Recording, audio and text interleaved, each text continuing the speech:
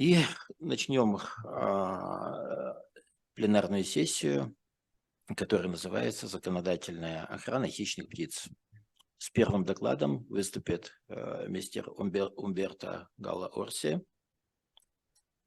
Доклад о меморандуме о взаимопонимании по сохранению перелетных хищных птиц. Новые возможности для сохранения хищников в Африке и Азии, открывающиеся в результате третьей встречи сторон. Please.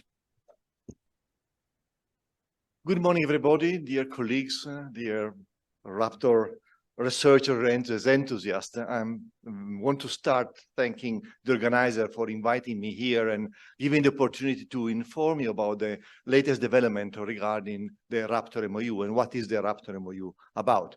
My name is Umberto Gallo-Orsi. I'm the head of the coordinating unit of the Raptor MOU. And this presentation will explain what are the new developments regarding the Raptor MOU.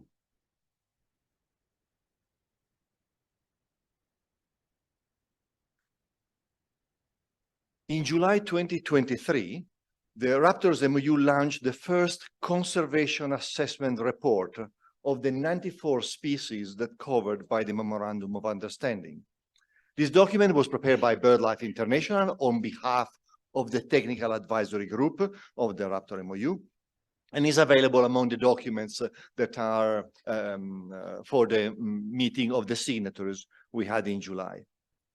There is also a summary version, which is, this is the cover of it, which is also available on the website of the Raptor MOU. This is because summary is the ideal way for decision makers and politicians to actually read what we have in message. The document from BirdLife is a more deep scientific document. This is a more simple summary messages that we want to get to the decision maker in every country. Provides an information on the status of the raptors covered by their MOU, and provides, and will be done every 3 years. So we'll provide a way to measure the impact of the work of the signatories in the conservation of raptors. You can find the summary at this address, but if you just go to the Raptor MOU website on documents, you will find it. So let's start with the news. And the first very sad news is that 1 in 3 of the migratory raptors are at risk of extinction. So that is something we need to be very clear. Every third species is at risk of extinction. But the situation even is going to get worse, because more than 50% of the migratory raptors in Africa and Eurasia are declining. So the number of threatened species is going to increase very soon if we don't take action. In fact, only 10 species out of 94 are increasing. So definitely we have a lot of work in front of us. This graph tracks the changes in the Red List Index, which is an index which shows the global changes in the conservation status of the risk, extinction risk of different groups. And the green one is the one indicating the 94 species. And you can see is declining much faster than the all birds group or all raptors group. So we are really looking at the species which are doing more poorly among the raptors. That means we have a lot of work ahead of us to do. The report also looks at the threats. And I'm afraid here there are no big news. There are all the usual suspects. Is habitat loss due to agriculture and deforestation, is persecution or overexploitation, killing, trapping, shooting, whatever. And the third one is collision and with energy infrastructure and electrocution. So again, no surprises here. We know very little of the impact of climate change on the raptors yet, because the evidence are coming up and the things is going to change very soon. But at the moment, what we can say is that one of the remediation measures, which is the development of alternative energy and sustainable energy, is actually having an impact on raptors. wind farms and increased number of power lines are creating a problem, and we definitely need to address that. And I'm very glad that this meeting will also talk about that in specific. So let me speak about the Raptor MOU itself. This is an agreement established under the CMS and was established in 2008 and is the only international instrument specifically devoted for the conservation of migratory raptors in this part of the world, which is most of Asia, all Europe, and all Africa. It focused on the conservation needs of 94 migratory species of raptors occurring in 131 range states. And so far, 61 of those have signed the MOU. I'm working hard to have more countries, especially from this part of the world. You can see it's a big empty area for the Raptor MOU, and this part is absolutely crucial for so many raptors. So we really would like to see more countries signing the MOU. The decision-making body of the MOU is the meeting of the signatories. So it's a place where every 3 years the signatories come together and make decisions for everybody. There is an advisory group which provides technical advice to the signatories and the coordinating unit. And the coordinating unit is has a seat at the CMS office Abu Dhabi, which is hosted generously hosted by since 2009 by the Environmental Agency Abu Dhabi, the EAD, on behalf of the United Arab Emirates. And we are very grateful for the support we have got so far from the Environmental Agency. The main areas that we are currently working are the implementation of the Sacred Falcon Global Action Plan. We've been having yesterday a meeting discussing what are the challenges and what are the work we are moving along. Andras Kovacs yesterday explained in detail what the work has been. Another area is the Vulture Multi-Species Action Plan. We are currently running a midterm implementation report, and there will be a section in this conference try to collect more information on what has happened in the last 6 years about vulture conservation in this part of the world. And there are also very exciting news coming from Central Asia for new areas that were completely unknown in terms of their importance for vultures. We are finalizing the Sooty Falcon International Single Species Action Plan. Will be finished probably in a month's time. We are collecting now the final comments on the last draft, and we are planning to launch it in at the COP, the Conference of the Parties of CMS, which will take place in February 2024 in Uzbekistan, so nearby here. And of course, I hope that many of you will be able to attend this important conference. We have established a working group on non-steroidal anti-inflammatory drugs. This is a group of drugs that, when used in veterinary medicine, has caused the complete collapse of vulture population in India, Nepal, Pakistan, and Bangladesh. And that resulted in, as has been estimated, over 500,000 human deaths because of increase of diseases spread by the fact that nobody was taking care of the carcasses, and the increase of rabies, for example. The coordinating unit is also supporting the signatories in developing national or regional conservation strategies for raptors. We are working with Pakistan. We have supported Morocco recently, and we are also working on developing national and regional raptor monitoring strategies, because we really don't have a coordinated way of monitoring their species and try to do it in a very cost-effective way. So we definitely need to start working in a strategic way to monitor our raptors. In early July of this year in Dubai, we had the third meeting of the signatories since 2008. The meeting was held in Dubai and gathered over 120 people representing 35 signatories, 4 cooperating partners, and many other stakeholders. And the meeting approved a number of changes and amendments to the MOU that will have significant impact on raptor conservation. We started looking at improving the clarity of the commitment contained in the MOU text and the action plan. There were not clear logical flow between the text, the action plan, and the activities, and we worked on that.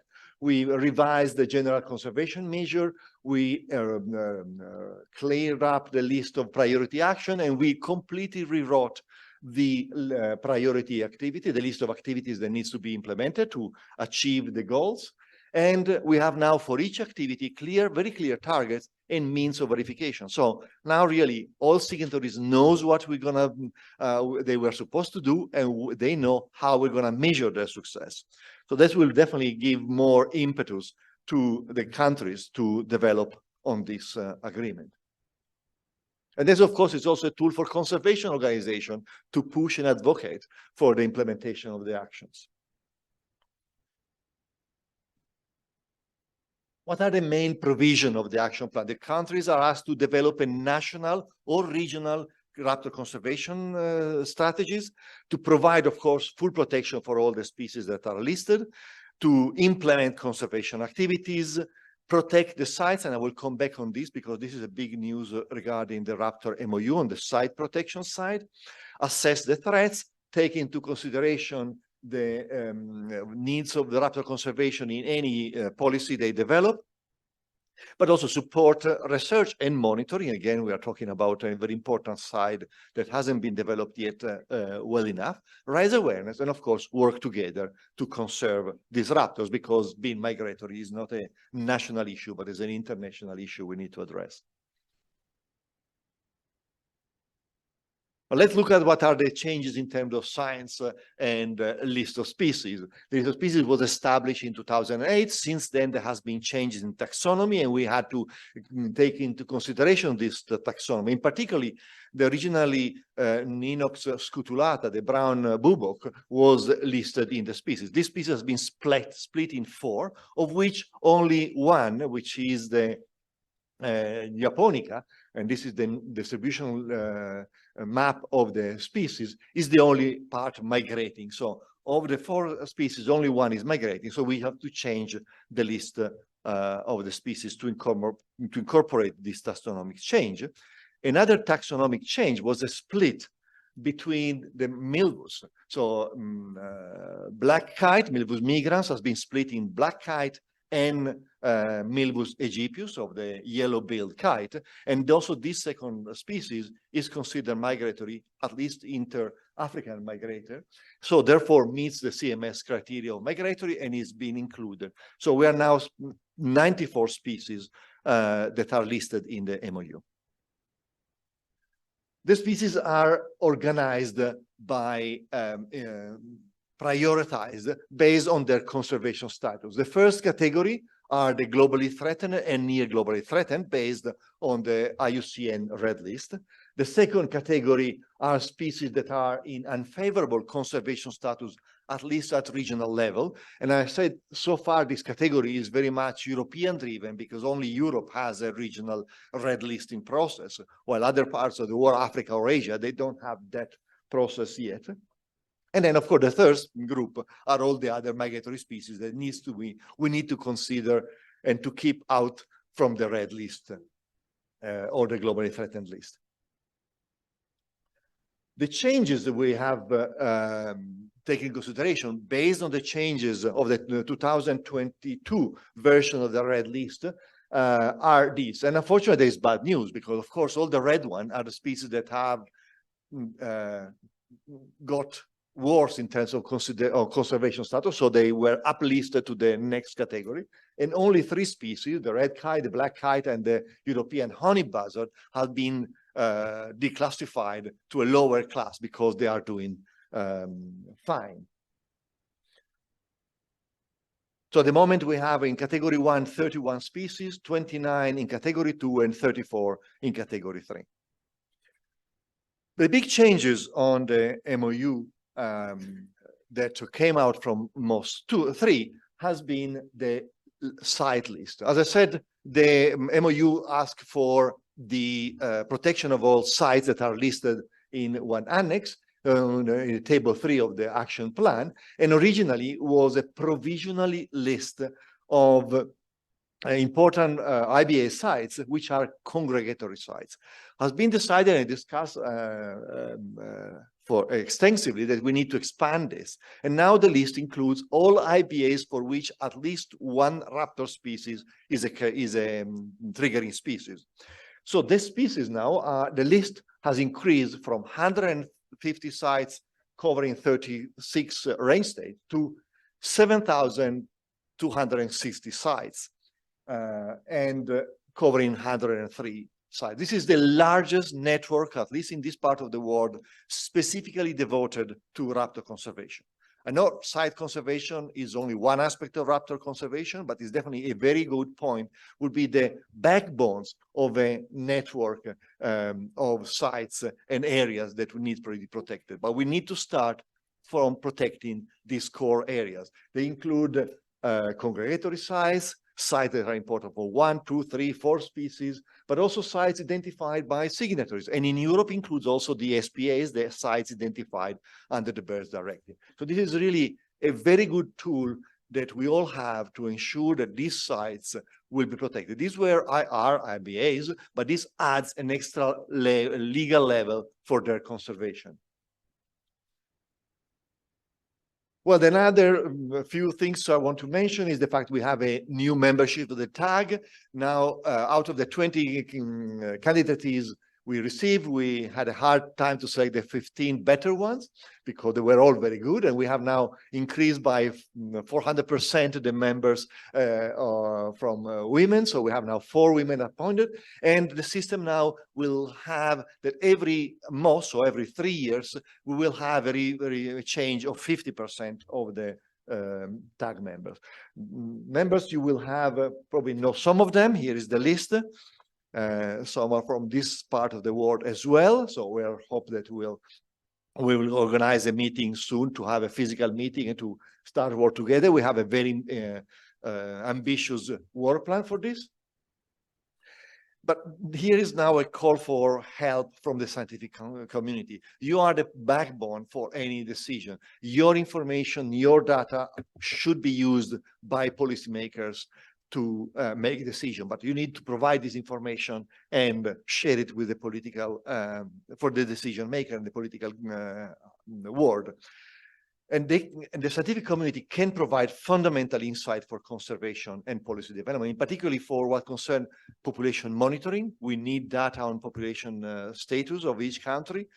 Identification, what are the migration pathways? We still have not very clear ideas of certain species on where they move and how they move. Recent analysis of the Egyptian vulture from this part of the world identify a complete new population we were not aware, and new sites which are very important for the species and other vultures, but also identify what are the threats and the mortality factors along the flyway. So satellite tagging is crucial for this kind of data, but also we need to analyze the data in a consistent way, understand and identify the mortality factors based on a scientific and unbiased methods.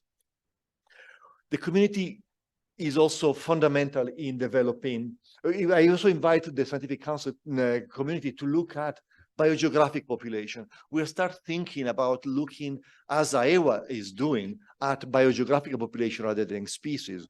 For water birds, that was much easier and there were much more data, but I think it would be interesting to start looking at that also for raptors, because this will give us really more detailed information and capacity to look at details, trends of different parts of or different population of the same species.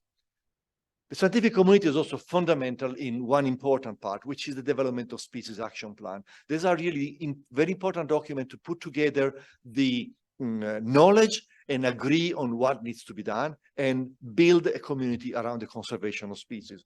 And the one in bold are the ones that are particularly important on this part, the steppe eagle, and we're going to talk about the steppe eagle later today.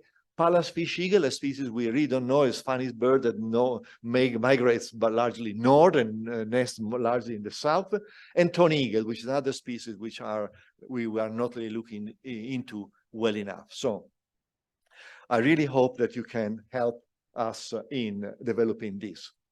So summarizing, with the new decision from the signatories, we have now a stronger tool for conservation. This because we need immediate action for the conservation of raptors. We are losing raptors, and so far we don't have extinction, but if we don't do something, we will have extinction coming up to us. We have clearer commitment, a very clear information. Now the states, the members, and the signatories cannot say, oh, we didn't know what to do and how, in which direction we want to go. We have very clear means of verification. We have a list of priority with up to date. And we have the largest network that we really need to start make a reality. So we need to start making sure that everybody looks at this list and cooperate and deliver on the conservation and protection of these sites. Thank you very much for your attention. I hope to see you working alongside. Thank you. Any questions? Couple of questions. We have some time. Well, the main contact would be the national contact point, and the list of national contact point for the signatories are in the website of the Raptor MOU. There are 61 national contact points, which are the governmental representative of the Raptor MOU in the country. Those would be the person you can talk. Of course, you can talk also with the coordinating unit, and I can help. And if your country is not a signatory, the invitation is, of course, to convince your government to join, to make contact and contact me and tell you should talk with this person, and I'm happy to go and talk with them and try to convince your government to join the Raptor MOU. It's very important because provide the legal framework under which government are happier to work, which is under the CMS and through the CMS agreements. So contact your national focal point, contact the coordinating unit, and we can work together to facilitate this process. We need to develop national and regional monitoring strategies, first of all, and I don't even know exactly which countries has that at the moment. Thank you. Any other questions? Okay.